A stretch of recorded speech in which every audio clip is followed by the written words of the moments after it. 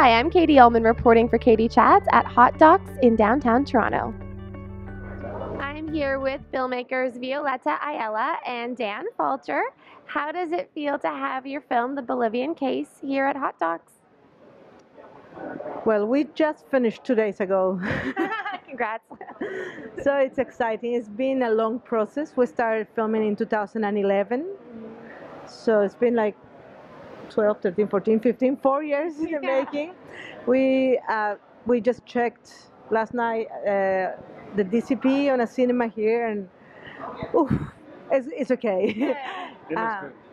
Yeah, no, we were very happy last night when we saw it. The colors came out well, the sound's good. So it's all ready to show tomorrow night. And can you speak a little bit to how differently these women have been portrayed in the media, even though they're all participating in the same crime? I guess it is very interesting to see how the media today, the power of the media. I think I always say the film is about the two of the biggest businesses in the world, the media and drug trafficking. Yeah. So it's all about, I think that in this film you can see that justice is about image too. It's about class and it's about race. So Madeleine Rodriguez was the one who had less, and also her last name is Rodriguez.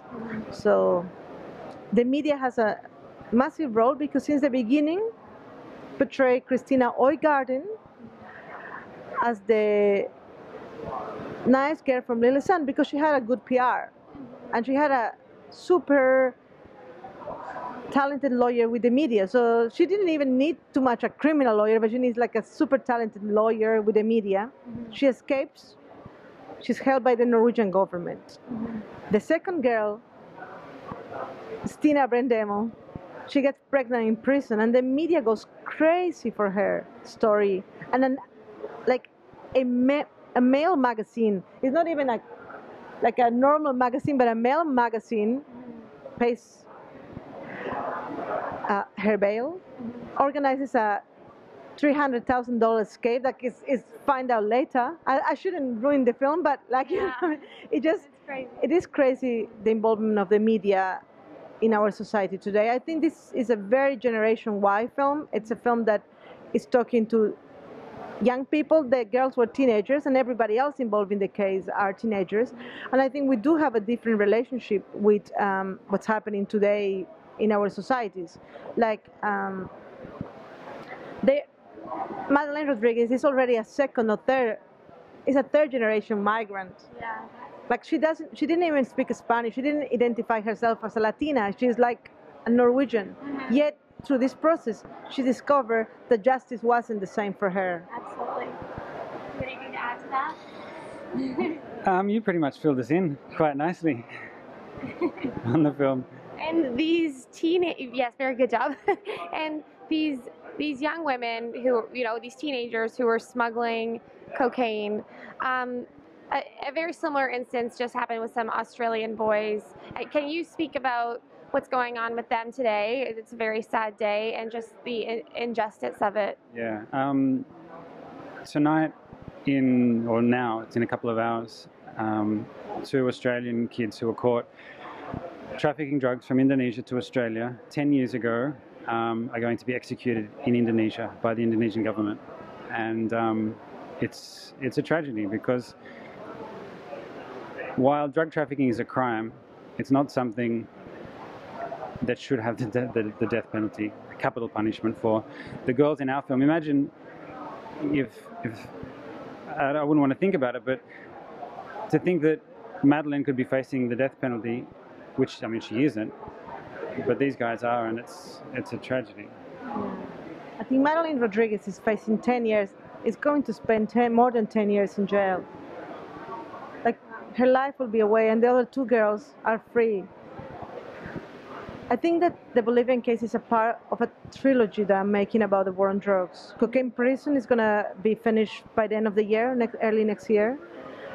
And because I am against the war on drugs, I think there is a lot of questions to ask. I don't have a solution today, but how I feel today in Indonesia, 9 people will be killed. All of them come from countries in development or are people of color, minorities. The 2 Bali boys that will be killed are, one is Chinese descendant and the other is from Sri Lanka.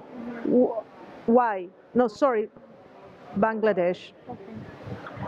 Of descendant. Why? There were 9 kids caught together on the Bali Nine. Why only 2 are facing the death penalty? I'm not saying that all the 9 should face the death penalty, No. but the media in Australia has done the same as the media in Norway. Since the beginning, has portrayed Miran Sukumaran and Andrew Chan as the enforcer and the kingpin. So in the beginning, Australian newspapers were saying they destroy our kids' lives, they should pay with their lives. 10 years later, they are paying with their lives, and this is just unfair. If they were white, would they be there? I don't think so. I doubt it. I don't think they're like. It was a French citizen too, and he's been taken off the list. So why are we making? Are we not the same? Absolutely. And is there anything that we can do in the Western world, you know, anything that we can do here that could help these injustices? At this stage, we can just say that we stand for mercy, and we don't want to see Mayu or Andrew killed. I don't know. I mean, I don't know what else to say, because it's at the 11th hour now, and it's a tragedy. It's unfair. It's not right. The war on drugs it doesn't work. It's a fallacy. And why are we killing healthy young men who have turned their lives around and done more for the world alive than they will ever do dead? I think in general, I think we need to discuss about the role of the media in portraying minorities in societies only to sell magazines. I think it's important that we put the media on trial. We use this hashtag, the media is on trial. Who do we believe? Why we believe white people more than we believe people of color?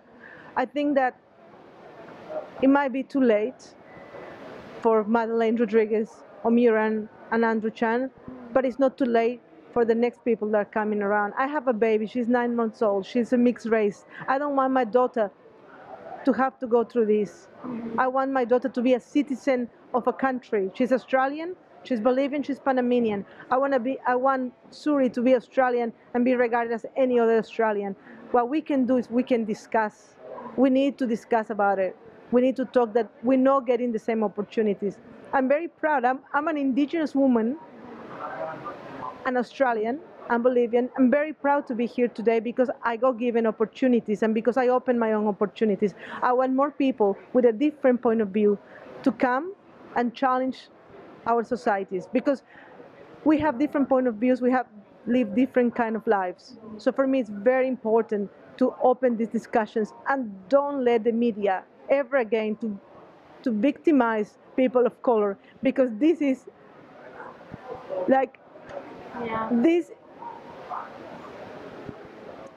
this is just not like, we can't let another Andrew Chan, another Miran Sukumaran. Like, as an Australian, I feel embarrassed. I feel